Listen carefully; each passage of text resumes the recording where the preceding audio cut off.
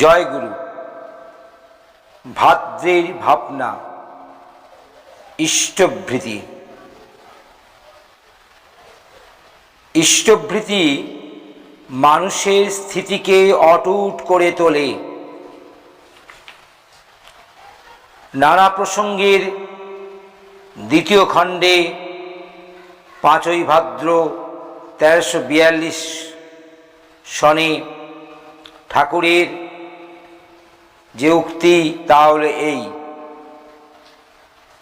গুরু বা আচার্য সকাশে উপনীত হইয়া সাবিত্রী দীক্ষার সঙ্গে সঙ্গেই এই গুরু বা ইষ্টভৃতি অর্থাৎ গুরুকে পরিপালন করিবার বিধান ওই দীক্ষার অঙ্গীভূত করিয়াই আর্য ঋষিরা দ্বিজমাত্রেরই জন্য প্রণয়ন করিয়া দিয়াছেন।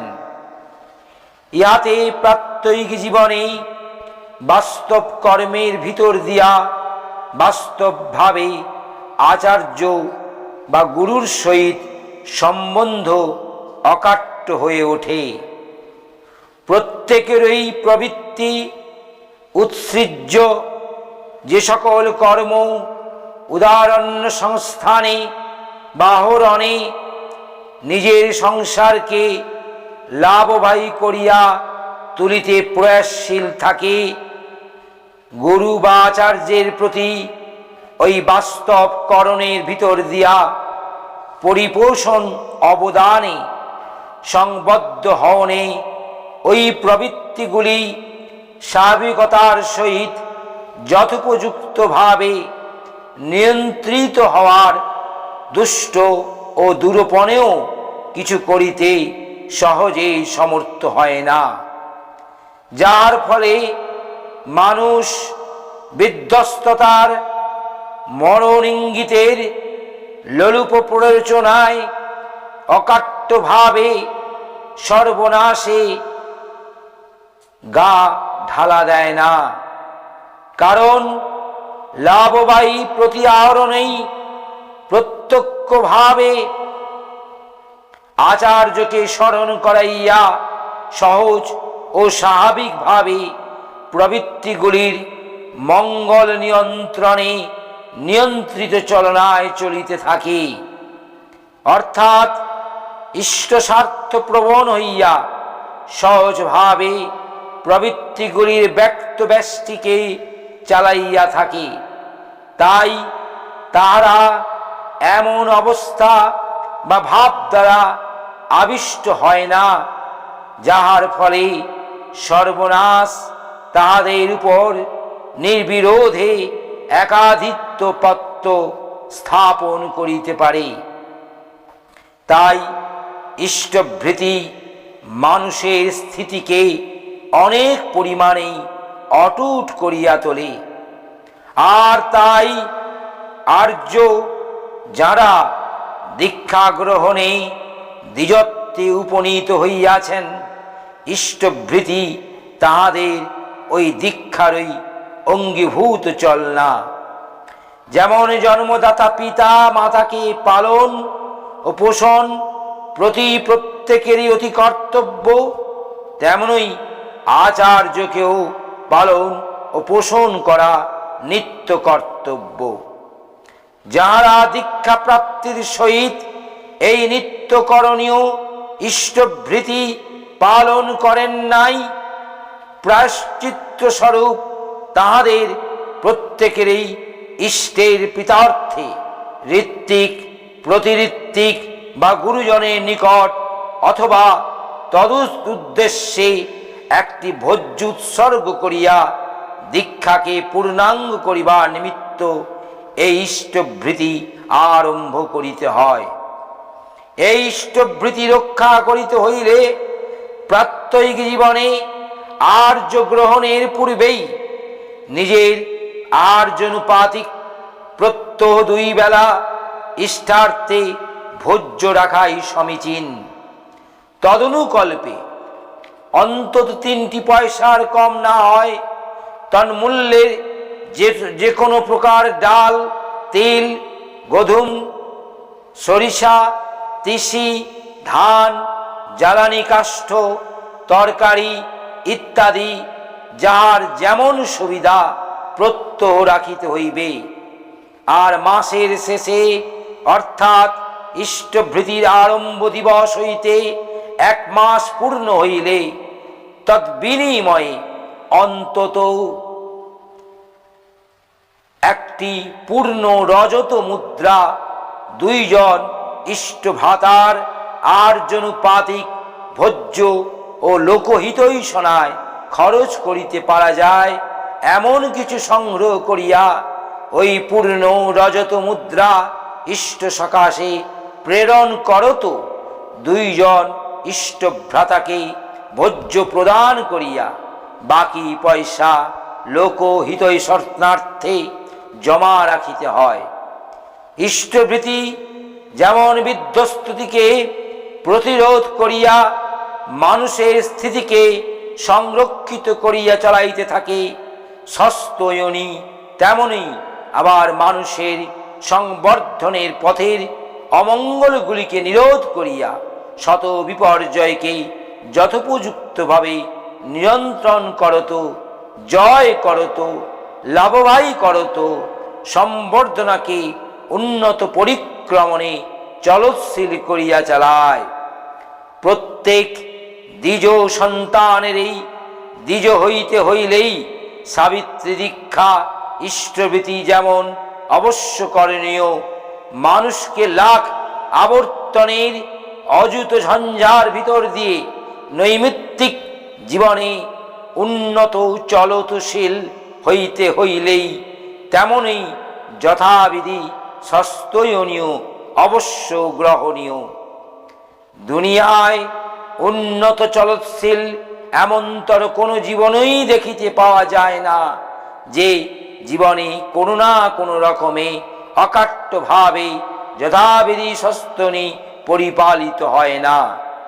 যে জীবনে স্বস্থয়নী নাই, উন্নতি সেখানে কোথাও মুকের মতো, কোথাও পঙ্গুর মতো আর্তনাদে ভীতত্রস্ত কোলাহল মুখর, কোথাও অন্ধের বোধদীপ্ত তমসাচ্ছন্ন আবেগময়ী ইতস্তত গৌরব মুখর হাতরানী।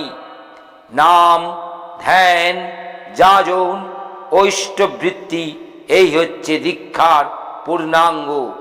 তেমনই নৈমিত্তিক জীবনে উন্নত চলনায় নিয়ন্ত্রিত করিতে হইলেই শতপ্রবৃত্ত হইয়া সবিধি স্বস্থয়নী ব্রত স্বেচ্ছা অবশ্যই গ্রহণীয়।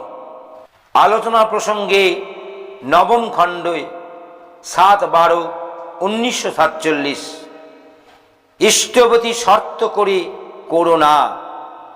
ঠাকুর বললেন, টেম্পিটিং অ্যাটিচিউড, প্রলুব্ধ করার মনোভাব থাকলে সবই নিষ্ফল হয়ে যায়। বাইবেলে আছে, ডু নট টেম্পট লর্ড দাই গড, তোমার প্রভু ঈশ্বরকে প্রলুব্ধ করো না। ঠাকুর, রোজ আমি ইষ্টভৃতি করি, আমি তোমার অনুগত, তুমি আমার রোগটা সারিয়ে দাও। রোগ যদি সারে তাহলে বুঝবো তোমার দয়া আছে আমার উপর, ইষ্টভৃতির মাহাত্ম্য আছে। রোগ সেরে গেলে বেশি করে ইষ্টভৃতি করব। এমনতর শর্ত কণ্টকিত অবদানে সুপ্রিম বিইং পরম পিতা টলেন না, শয়তান টলতে পারে। ওই শর্ত ও প্রত্যাশাই তাঁর দয়ার পথে বাধা হয়ে দাঁড়ায়। ভগবান ভালোবাসেন সকলকে ইকুয়ালিটেবিলিটি অর্থাৎ যত উপযুক্তভাবে, কিন্তু আমরা প্রত্যাশাহীন হয়ে তাকে যতখানি ভালোবাসি ততখানি আমাদের তাকে পাওয়া হয়। তাকে পাওয়া মানে স্ববৈশিষ্ট্য অনুযায়ী তাঁর রকমে রূপান্তরিত হওয়া। ওই চরিত্র যেখানে মজুদ হয় সেখানে জীবনীয় লওয়াজিমার অভাব হয় না। গীতায় আছে কর্মফল ত্যাগের কথা। ইষ্টভৃতি হল বাস্তব কর্মফল ত্যাগ। কাজের ফলে যা পেলাম তার অগ্রভাগ গুরুকে দিলাম। এর ক্রমাগতি ও ক্রমবিস্তারে ভগবান আপনাদের কাছে উদ্ভিন্ন হয়ে উঠবেন। আপনাদের গুরুর ভিতর দিয়ে যেমন কেষ্ট ঠাকুর হয়েছিলেন অর্জুনের কাছে এক ভক্তি বিশিষ্যতে, একনিষ্ঠ না হলে হয় না। বহু নৈষ্ঠিকতা নিষ্ঠার ব্যভিচার ছাড়া আর কিছু নয়, ওকে নিষ্ঠাই কয় না। সবাইকে ভালোবাসো, শ্রদ্ধা করো, কিন্তু ডিভোশন ভক্তি কনসেন্ট্রেটেড কেন্দ্রীভূত করো এক জায়গায়। ট্রাফিক লাভ অর্থাৎ ব্যবসাদারি ভালোবাসা মোটেই ভালো নয়। আলোচনা প্রসঙ্গে দশম খণ্ডের 30/1/1948 সনে ঠাকুর বললেন, ইষ্টভৃতির সাথে ভাতৃভোজ্য ভূতভোজ্য করতে হয়। কেন সে প্রসঙ্গে ঠাকুর বলছেন, কাউকে পিছে পড়ে থাকতে দেওয়া হবে না, অজ্ঞ থাকতে দেওয়া হবে না, দরিদ্র থাকতে দেওয়া হবে না, সকলকে টেনে লম্বা করে তুলতে হবে। আমাদের মনে রাখতে হবে যে পরিবেশ যদি দুস্থ থাকে তাহলে সেজন্য তারা যতটা অপরাধী তার চাইতে বেশি অপরাধী আমরা যদি বাঁচতে চাই তবে সকলের বাঁচার ব্যবস্থা করে দেওয়ার দায়িত্ব আমাদের। পাশ্চাত্য দেশকে ব্লাইন্ডলি অর্থাৎ অন্ধভাবে ফলো অর্থাৎ অনুসরণ করে লাভ নেই, কারো লাভ নেই তাতে।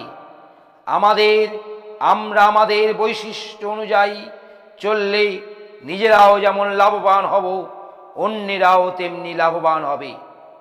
বৈশিষ্ট্য অনুযায়ী চলনে আমাদের যা হবার তা আমরা হতে পারব, এবং তখন অন্যের আমাদের কাছ থেকে যা পাবার তাও তারা পেতে পারে। ধরুন, প্রত্যেকেই যদি ইষ্টকৃষ্টিকে অবলম্বন করে নিত্য বাস্তবে পঞ্চযজ্ঞ করে তাহলে কি বিরাট কাণ্ড হয়। এই পঞ্চযজ্ঞের কথা স্মরণ করিয়েই আমি ইষ্টভীতির সঙ্গে তার অঙ্গ হিসাবে ভাতৃভোজ্য ও পরিবেশকে সাহায্য দানের বিধান অর্থাৎ ভূতভোজ্য আবশ্যিকভাবে জুড়ে দিয়েছি। রোজ প্রত্যেকে যদি প্রত্যেকের জন্য ভাবে, প্রত্যেকের জন্য করে, প্রীতিপূর্ণ পারস্পরিক আদান প্রদান ও সেবা বিনিময় যদি সহজে উৎসারিত হয়ে চলে, তাহলে কেউ কি নিজেকে অসহায় মনে করতে পারে? সকলের বুকে কতখানি বলা হয়, তখন সকলে মিলে যেন একটা মানুষ। একেই বলে ইন্টিগ্রেশন, সংহতি। আর সংহতই তো শক্তির উৎস। জয় গুরু, বন্দে পুরুষোত্তম।